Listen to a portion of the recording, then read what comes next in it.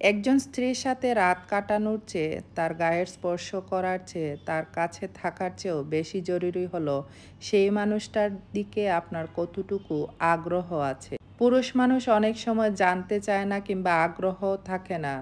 তা ঘন্টার পর ঘন্টা সময় কাটিয়েও সে তার শখের নারীকে ন্যূনতম চেনার প্রয়োজন বোধটা করে না। মানুষটাকে খুব ভালোভাবে দু চোখ ভরে দেখার আগ্রহ না থাকলে মানুষটার সাথে সময় কাটানো, রাস্তায় হাত ধরে ঘন্টার পর ঘন্টা হেঁটে যাওয়া, সারা রাত কথা বলা সবই নিরর্থক।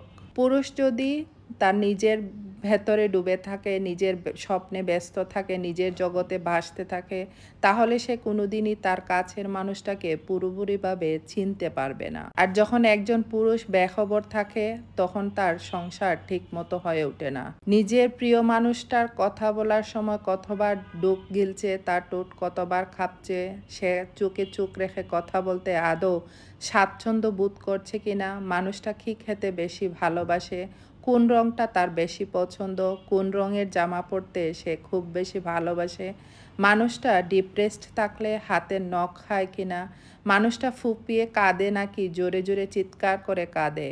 এই সব কিছু বোঝা যায় যদি মানুষটার প্রতি আগ্রহ থাকে। যদি মানুষটার প্রতি আপনার ন্যূনতম আগ্রহ না থাকে, তাহলে সংসার সমঅসহার হয়ে যাবে।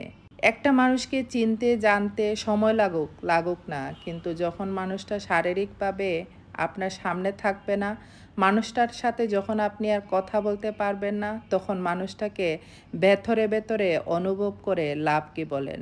তখন কেবল স্বপ্নে ছুঁয়ে দেখতে ইচ্ছে করে, তার সাথে কাটানো প্রতিটা মুহূর্ত আবার ভালো লাগা নিয়ে আসে আপনার মনে। মনে করা থেকে একটা প্রেমের সৃষ্টি হয়। আপনার ভেতরের অনুভূতিগুলো তখন জেগে ওঠে। আর এই জেগে ওঠা তখন নারীকে অনেক দূরে নিয়ে গিয়েছে। তখন আপনি কি করবেন? তার চেয়ে বরং সমাধান হলো, আপনারা যখন দুজন একসাথে থাকবেন, তখন আপনার শখের নারীর প্রতি আপনার মনোযোগ আকর্ষণ করা।